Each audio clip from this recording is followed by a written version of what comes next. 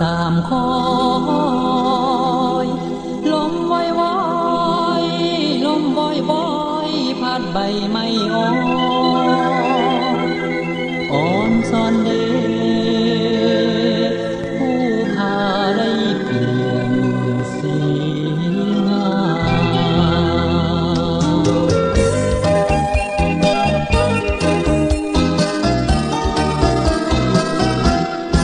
น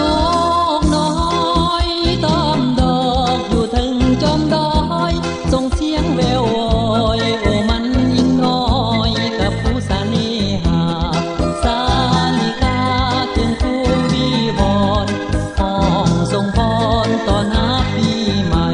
เป็นปีมาใสดอกไม้ในป่าส่งกลิ่นหอมหวนขอมอบไว้เป็นของขวัญให้นักโล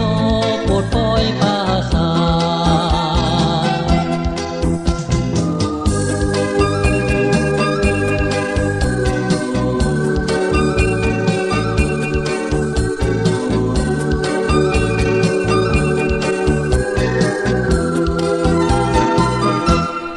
ป้า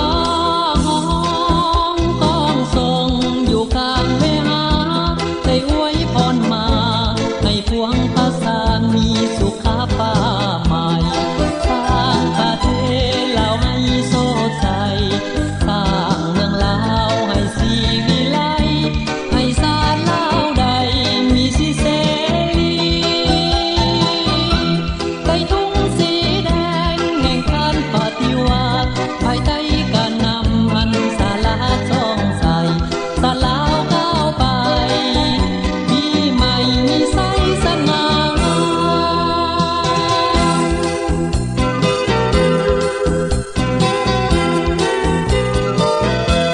อนุรักษ์และสืบ